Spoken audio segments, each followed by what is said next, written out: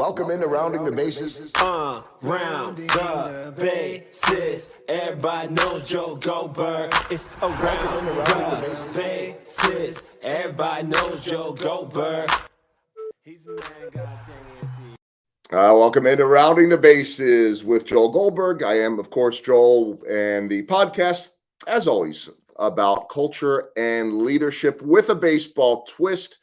Today's episode, which we'll get into in just a moment, will have a nice sports touch to it. I feel like I have this disclaimer every single time that I have a sports guest on, because I don't do that too often, that it's just a reminder about the power of sports and how we can learn from them. That's certainly a teaching tool for me when I speak to audiences. It certainly is, among many other aspects of the speaking content of today's guest of mine, very relevant. So we'll get to that in just a moment. Quick shout out to my friends at Community America Credit Union for their partnership. Yeah, I know they got a big partnership with Patrick Mahomes and many others, but they also carve out some important time to partner with me on this podcast, bringing important messages about leadership from all walks of life. So I'm grateful to them, as well as my friends at Chief of Staff Kansas City.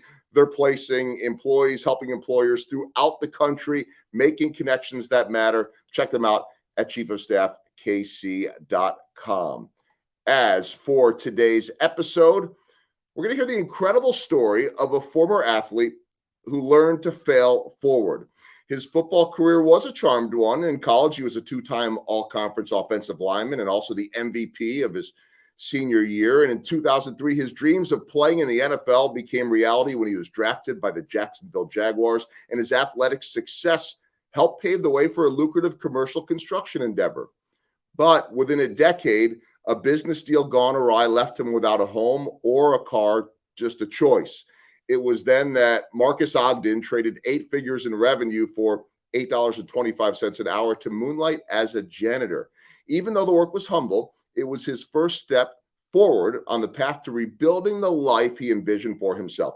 Now, Marques is a speaker, best-selling author, podcast host, executive coach who has taken that failure and its hard-won lessons to help others succeed. I love when we do have sports guests on this show, because even though many of us, myself included, will never understand what it's like to play Major League Baseball or play in the NFL or the NHL or the Olympics or whatever it is, there are lessons every day in sports about success, failure, and every other real aspect of being successful in life. So with that said, I bring into Rounding the Bases Marques Ogden, who is joining me right now virtually. Marques, how are you? I'm doing well. How about yourself, Joel?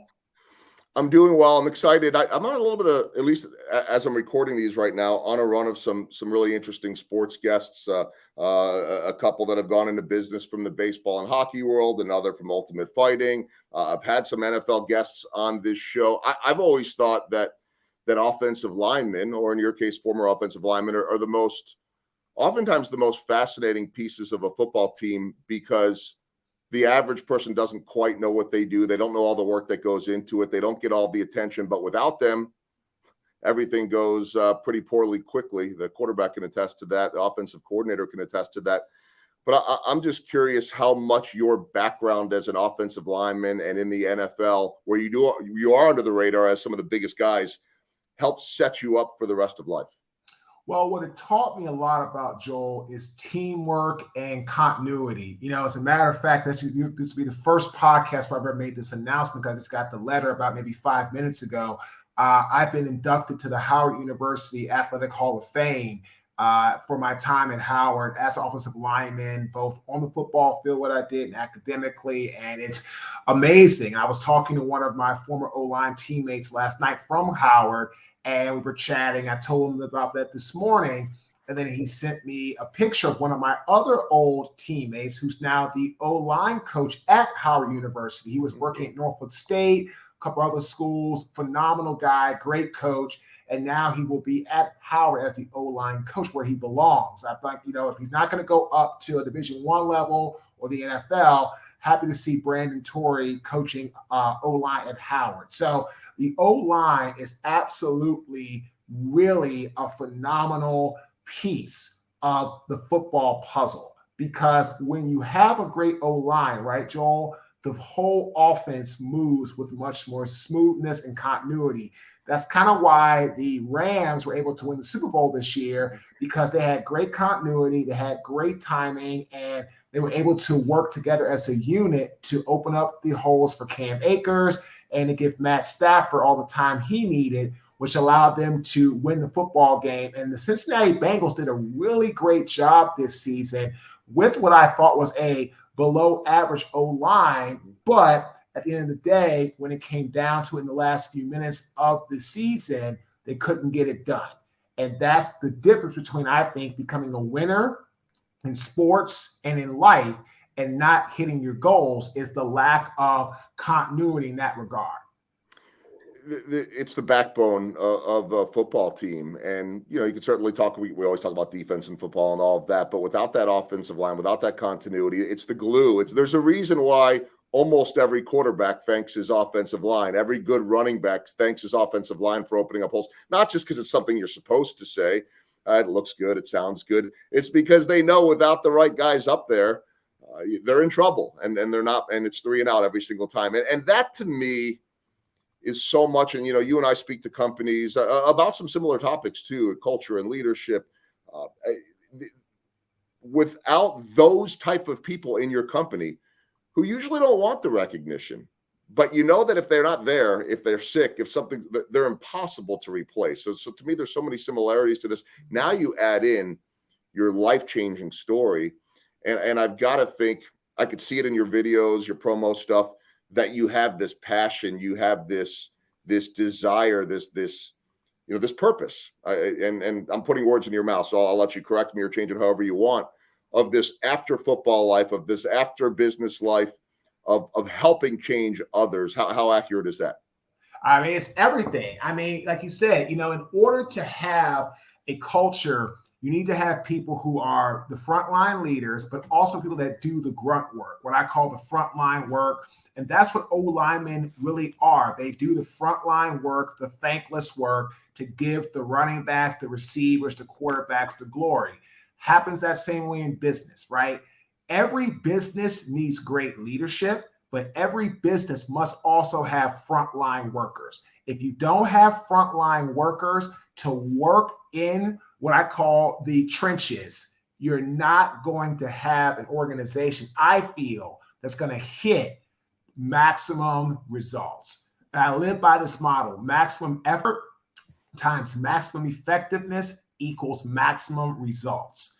And if you don't have the whole process, and a lot of times it comes down to effectiveness, strategy, blueprint, implementation. If you don't have that, I don't care how maximum your effort is, the results will never reach the maximum level, because you're always going to come up short as far as strategy, execution, and what I call the overall process of hitting what you need to hit.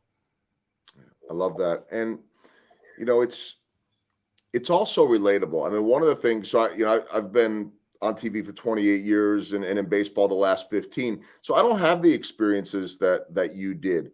However, what I've come to learn, having covered baseball now for 15 years, I had a nice run in the NFL covering the greatest show on turf. And some of, I actually was with Trent Green the other night here in Kansas City. And I was the sideline reporter when Trent Green got hurt, cheap shot from Rodney Harrison, I think most of us thought, and so begun the career of a future Hall of Famer in Kurt Warner. And so, I always loved all of the lessons that were learned in football, in the sense that I think more than any other sport, there's so many different roles. I could say the same thing in baseball, but I mean, in football, the way you have these different groups of meetings and responsibilities that all need to somehow come together in the end.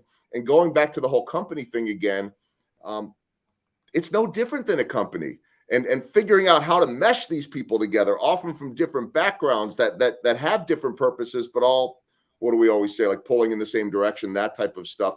So you have that, but that most people in the audience have never played football at the level that you did. Mm-hmm. They might say they did. Oh, I could do that, the strongman contest type of stuff, but they haven't. So you have to be a good storyteller. And to me, your story is everything about who you are in terms of resilience, getting knocked down, pivoting. We talk so much about pivoting during the pandemic. That's where, to me, your story could apply to anybody, because we've all been knocked down. We've all had changes in life. We've all had to figure it out, and you did. Tell me about this journey post NFL, because I think a lot of us, sometimes we think, oh, those guys have it. They make all the money. They're set, until it ends, though. And then what? So tell me about that. So for me, after my NFL career, for about 6 months, I struggled, Joel, with alcoholism, addiction, painkillers, nightlife, partying, gambling. I had no direction. I was just lost in my whole purpose. There was no purpose. There was no plan. It was just get up every day, drink, party, poker. That's what it was.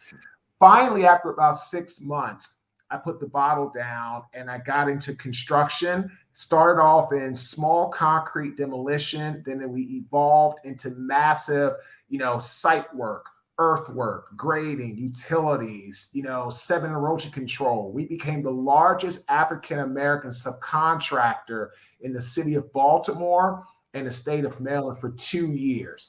And then unfortunately, Joel, as my company grew, I was actually watching yesterday for a little bit Godzilla versus King Kong, and my ego was larger than King Kong and Godzilla put together.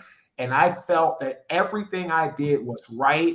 Marcus was right. Everybody was wrong. And if you didn't agree with me, poof, or my partner, you were gone, fired. And the worst thing that happened to me was I had success and I wasn't prepared for it. And then I ended up getting onto a bad project where I spent probably about $2 to $3 million, somewhere around $2.5, $2.6 million doing extra work. And the contractor and the developer denied my change order, which sent me into a Chapter 7 bankruptcy where I lost everything. Everything was gone. My home was gone. My car was gone. I just lost everything that I owned in a matter of 90 days. And when I moved to Raleigh from Baltimore, I had $400 left in my account. I was almost homeless. Now, I had a job because the NFL helped me get set up with a job at Merrill Lynch in Durham. But unfortunately, I was not doing well on my practice test. I wasn't doing well on any of that stuff. As a result of that, I got in a really, really bad spot. And I was fired from Merrill Lynch. And I was fired from my job also working at for a construction company. And I ended up having to literally, basically get into entrepreneurship, started coaching football, to youth. And that was how I made money. But unfortunately, Joel, as the season came around, I had less and less clients. And then I started to make less money. So I needed something else to augment what I was doing to be able to take care of my family. And that's when one of my clients had a janitorial business. She informed me she was looking for some help. I said, what kind of help are you looking for? Because I was putting applications in everywhere, Joel, this, anywhere I could get my hands on. But same thing, nothing available, overqualified, this, that, and the other. It was really horrific. I couldn't find anything. And so she said, hey, I'm looking for help. If you know anybody, I said, well, what does it pay? She said, it pays $8 an hour. I said, what is the time? I said, it's the night shift, 10 p.m. till 5 a.m. working. I said, when can they start? They said they can start next Monday. This was on a Friday. They can start on Monday. I'm looking for help that bad with my business. I said, well, you got your new employee. And so she hired me. Said, well, Marcus, the best I can offer you is $8.25 an hour. That's the best I can do. And I said, I'll take it. And that was when I started working as a custodian, along with my other different, business ventures I was doing in September of 2013.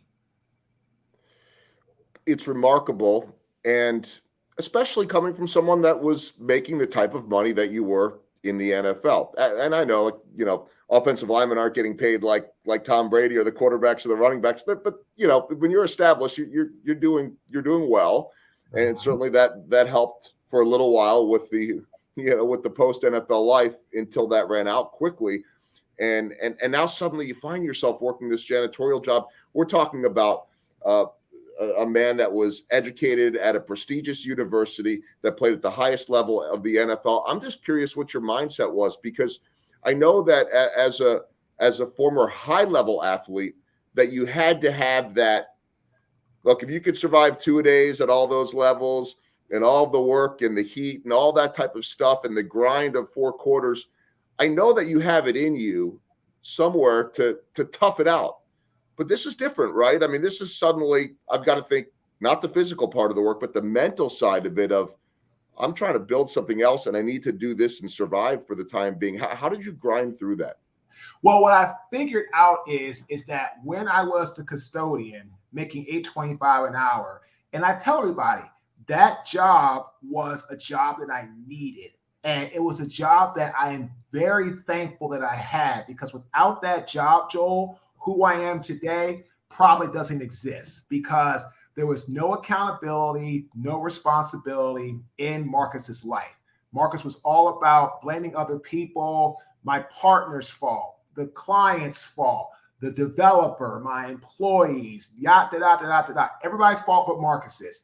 And I ended up finally, when I had my rock bottom spoiled milk moment of clarity as a custodian, is when somebody's spoiled milk, rotten trash, nasty protruding garbage got all over my body, my skin, and my clothes.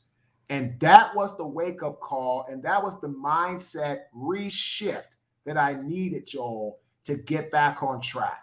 Because without that moment, that I still would have been blaming everybody else. And I would have never taken responsibility, I would never taken accountability and then been responsible for my family, my wife, my children, to get where I am today. And so my mindset at that moment was, I'm going to get through this. And again, everybody thinks when you start speaking, oh, everybody's going to hire you, they're going to love you, it's going to be great. 2.5 years, not one paid job, Joel, not one.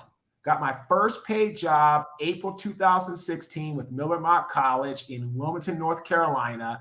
I was able to learn how to develop myself. I got coached, perfected my craft, worked on myself. And then now it'll be 6 years next month. So I got my first paid job.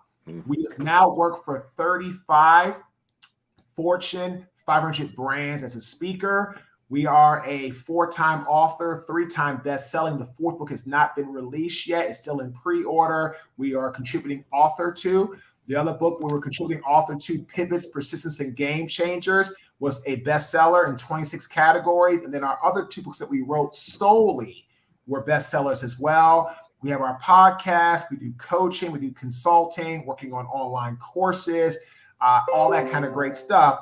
But again, the mindset I had to get through those hard times was, well, look, Marcus, you put yourself in a situation, you have to work yourself out of it.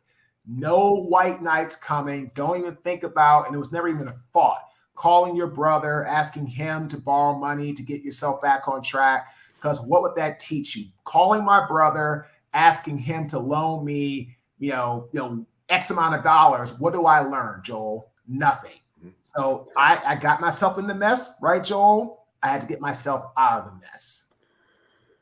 And for those that are wondering, and I was going to get there, and I will again a little bit later in the podcast, Marcus is referring to his brother, which could just, hey, my sibling, but his brother happens to be a very famous former offensive lineman and Hall of Famer, Jonathan Ogden. I want to talk about the competitiveness of 2 brothers that would go on to play in the NFL later, because boy, the odds of one member of a family ever making it to pro sports at that level, let alone 2, is pretty remarkable. So I want to ask you about that in a moment, but a couple quick things that I want to hit on.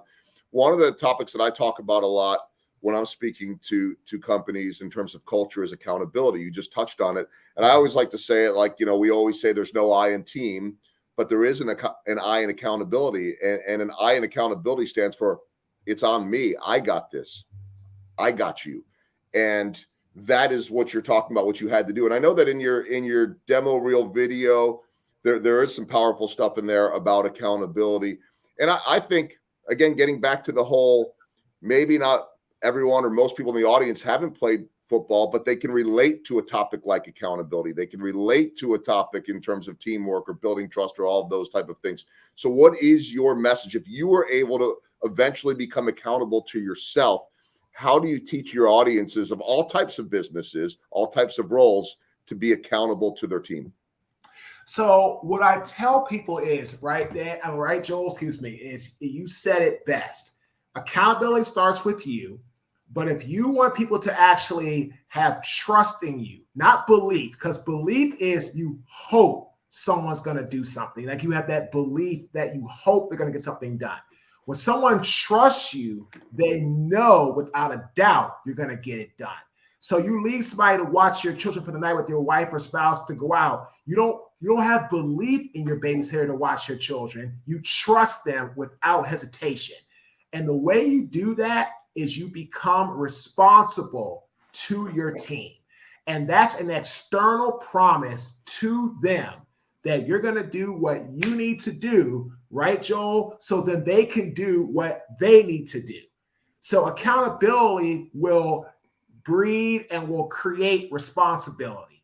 If you have no accountability, there's no responsibility. Because if you can't be accountable and hold on to things and do things for yourself, it's not going to happen where you're going to have other people really trust that you're going to help them do what they need to do.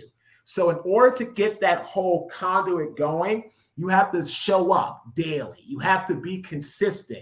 You have to, live by the law of influence where you put those people's needs before your own.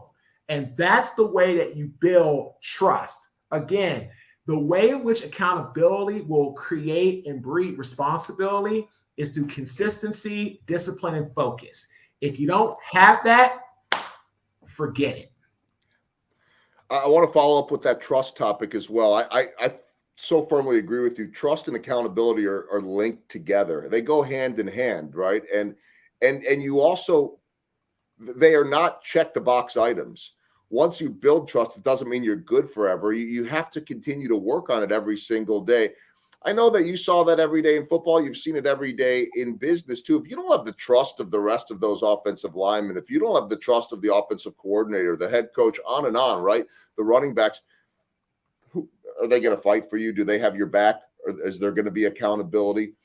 What did you learn over all of your years in terms of strategies of building trust? It's to me, Marques, it's one of those things that nobody teaches it.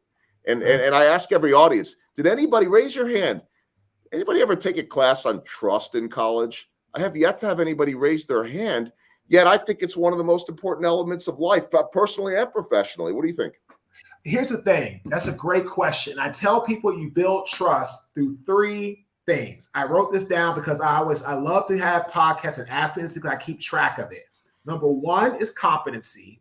The ability where people know that you're going to do what you need to do and you know how to do it without a doubt. That's number one, which about 95% of our society falls within. The one in which people struggle with, Joel, is reliability, getting it done in the time frame that it needs to be done. That's where football gave me an edge in our current business. Because if you are on time in football, you're late. I mean, that's just the way it is. And Jack Del Rio always told us when we were drafted as rookies that in order to be successful on the football field and off the football field, you have to be your own CEO, your own chief executive officer, and you are in charge of your life. Either you're going to show up and get it done or you're not. And you'll be like, what's going to happen here? So that's a big factor in everything you do. So where you're coming from is that purpose of how to build trust. So again, competency, reliability, and third is having people's best interest, which goes back to the law of influence, which states that if you abundantly put people's needs before your own, you will influence them for the better, which shows them what, Joel, that you have their best interests. So that's how it really turns out. Perfectly said. I couldn't agree with you anymore. And we're in control of all of that too. Be where you're supposed to be, do what you're supposed to do, honor your word, take care of people. And, my role is different, although I think your role, we have very similar roles now in the speaking world, media world, and all of that.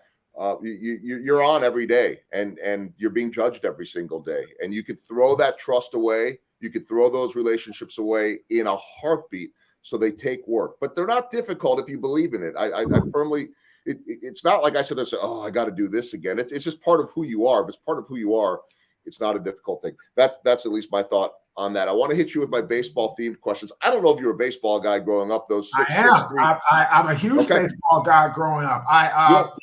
The Orioles, were my team. I'm from DC, but at the time we were there, we didn't have Washington. So I grew up Cal Ripken, Mike Devereaux, Rafael Palmeiro, Brady Anderson, all those guys.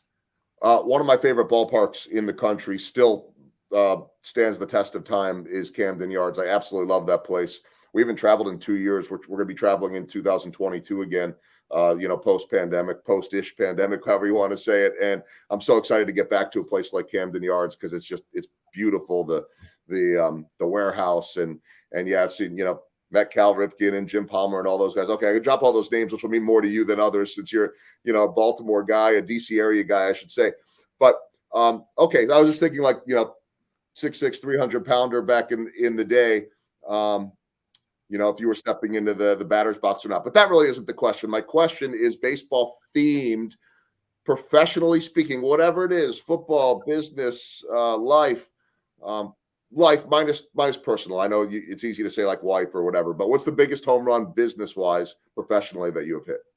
I would say speaking in New York City, right across from Central Park at the JW Marriott Hotel for AXA Equitable. It was amazing, great opportunity. It really helped us to get in with that financial market because after that, we did work with Merrill Lynch, Bank of America, Goldman Sachs, Liberty Mutual Insurance, New York Life. It grew to that regard. That's a good one. How about a swing and a miss? And what did you learn from it? You've already talked about overcoming so much, so I suspect that you could go in a lot of directions here, but what's a swing and a miss you've taken and what did you learn from it? So the swing and miss that I took was going into construction, and I hit a couple good ones, early in the game. When it was bottom of the ninth, we're down 3 runs, bases loaded. I need to hit a grand slam for us to get the W. I struck out because my ego got in the way, and as a result of that, that's when I ended up losing everything. Because I didn't learn to appreciate everything. And I got really self-centered, Joel, on money and fame and notoriety and all the bull crap. I call it the external motivating factors that mean absolutely nothing. And as a result of that, I really was able to move into a different space because of that. But that was the big swing and miss that happened to me. It was really because I just got caught up by my own ego and my own greed, and I lost everything. The last question is small ball. This is what I ended up writing my first book about, and what I speak about so much because in baseball terms, small ball, it's the defense, it's the speed, it's the athleticism, it's the bunting, it's what doesn't show up in the box score. I think the offensive line, among other elements of football, that's the small ball element, one of them. Of football. It's what we don't see. It's those little subtle things. How about in business and life for you? What are the little things, small ball, that add up to the big results? The small ball is just being consistent and showing up every day, Joel. Every day. I mean, literally, I had to show up every day in this business when it was just me. There was nobody else. And I didn't have a content strategist. I didn't have a phenomenal publicist. I didn't have a great website person. Yes, I spent about $3,500 a month on help. But if I don't spend money on that help, then I'm done. Because all the things that I do, from having phenomenal videos, a phenomenal website, to a great team, to all this stuff, it wouldn't matter because nobody would know about my speaking. I wouldn't be out in the public eye. I wouldn't have, the right type of process and products and service, and you didn't know where to find me, and I could go on up and down the list. But that's really what it comes down to, is that ability to be able to say, hey, I can do this, but you have to show up every day. Small ball equals big ball if you continue to do it and add up every day. Love it. Absolutely love it. And so here you are now, hard work, grinded through it. Nobody handed you anything. You've earned every single bit of this. I know you're still growing. You've built your team. You essentially have a media company with everything that you're doing, not just simply a speaker. I want to wrap it up with 4 questions as we round the bases. Also, let everybody know, and it'll be in the show notes, that if you want to learn more about Marques, you can go to his website, marquesogden.com. But let's start with a fun, lighthearted one. I mentioned it earlier. What was life like in the Ogden house growing up with 2 future NFL offensive linemen? It was one of a lot of eating, a lot of this horseplay with guys, because we were all guys living in the house. And we grew up really respecting women and ourselves, and education with sports, because that's how our father raised us. I just want to follow up on that too. The strong fatherly figure in a house, being the single parent, how that affected you growing up, and then as an adult now, as someone that I'm sure always wanted to follow in your father's footsteps. How did that influence you and all of you in the house? Oh, it was everything, because it influenced me to always be a great father, because I had a great father. And now I have 2 daughters, 18 and 7, and I show up for them every day. And I'm a husband, and I do the best I can to be there for my wife and be the best husband I can be, and be a provider and all that kind of stuff. So, that's really and truly what I'm all about. Okay, second question as we round the bases. You alluded to the podcast. I know the connections that you have because of the respect. It's a fraternity. I mean, you will always be looked at differently from fellow NFL or former NFL or current NFL players than I'll be looked at from current baseball players. I didn't play the game at their level, and so I have to be able to earn that trust.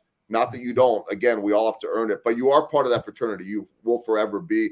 I think coming up, Michael Strahan on the podcast. And so you've got access to some unbelievable, fun, amazing guests. By the way, I like my guests here too. You of course, being one of them. But tell me about being a podcast host and how much you have enjoyed that. Because to me, I tell people all the time, hosting a podcast, it serves a lot of purposes. It could serve a lot of purposes with your brand and with content development and on and on. I'm curious how that's fit into your life.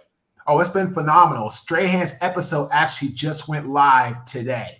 I mean, it's like right before I got on your show, I posted it, and all the people saying how great it was and how energetic it was and how funny he is. And it's just the amount of credibility that our podcast is now going to have after today is humongous. And what it's done is also helped us in our business with speaking and coaching and consulting. It's a great lead generation tool, along with it's a great feeder of our content to people so they know who we are, what we're about. This way we can have some real good connection with people kind of going down the path. So many different facets. It's just phenomenal on every level. Have you had a favorite guest yet? I hate that question when people ask me. We've had some great ones. I mean, Strahan is definitely one of our favorites. We had Joe Namath on. He was phenomenal. We had on Marianne Johnson, who is the chief product officer of Cox Automotive. She was sensational. So we've really had some phenomenal guests all around. So, there's no favorite, but I've had a couple people who have just been huge, in that regard. If people want to check out the podcast, it is the Lev and Marques Show. A lot of good stuff, including Michael Strahan, who, of course, was an amazing football player, but has been an even better media personality and broadcaster and everything. I mean, he's as big as it gets. So kudos to you on that one. Third question, you referenced the different books, and to me, that's so awesome because you get a chance. There also is a business side to that. In terms of credibility and in terms of messaging. But I was listening to a little bit in your video of what you said about that and the way that it helped put you on the map to now be an author, now multiple times. But how important were those books? And tell me about those books briefly. So I have Sleepless Nights, which is our autobiography. It was a bestseller. It was basically our foundational book.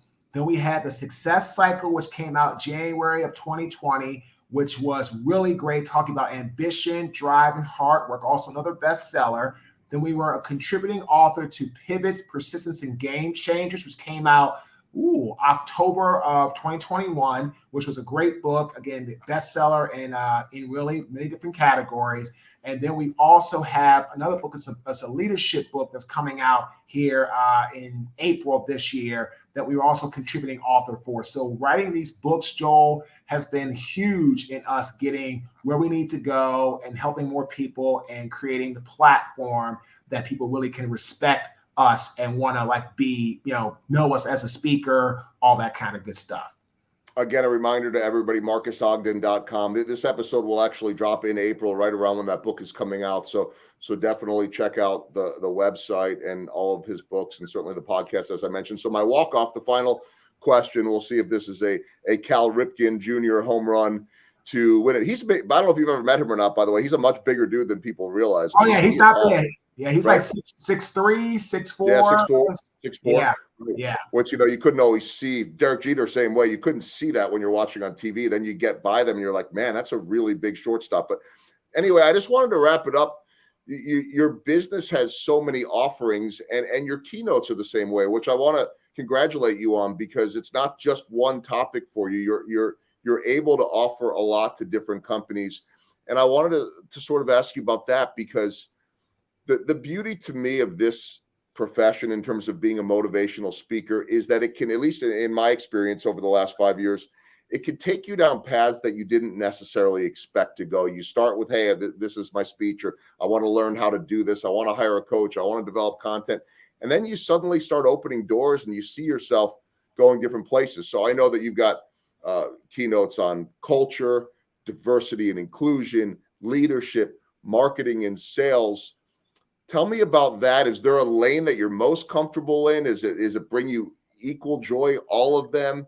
And what that feeling is like getting in front of an audience? Because I don't know if you could ever replace Sundays, but I know that feeling of being on stage is pretty cool too. It is. And you know what? The talks we give, I love all of them. I love diversity and inclusion. I love leadership. I love marketing and sales. I love culture enhancement. There's not one that I love more than the other. But being on stage, it's absolutely phenomenal because it's a huge process to get to that point. And, it's really important, because I feel if people start really doing that, it'll help them get where they want to go. So being on stage, Joel, is amazing, and I love it. And, it's really, really important, because I love the work that we do to get to that facet. It's absolutely sensational. It's like Sundays, and then on Monday you actually don't hurt getting out of bed, so that's got to help a little bit too. That's right? For sure. You're not taking a beating. But isn't there? We'll wrap it up with this. I mean, there's an adrenaline to it. It is like game day.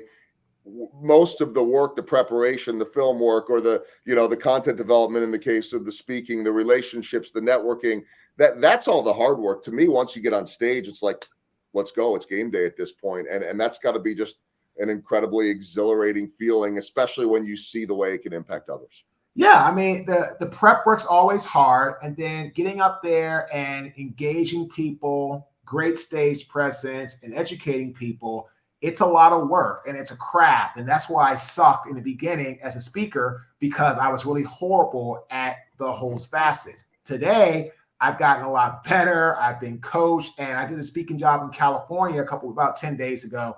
And it was for 90 minutes straight, no Q&A, no audience interaction. I started at 10:30 a.m. Pacific, finished at 12:01 Pacific. I was a minute over the time. And you never want to be short on time when you're giving a talk. Never, never, never, never, ever. Couldn't agree with you more.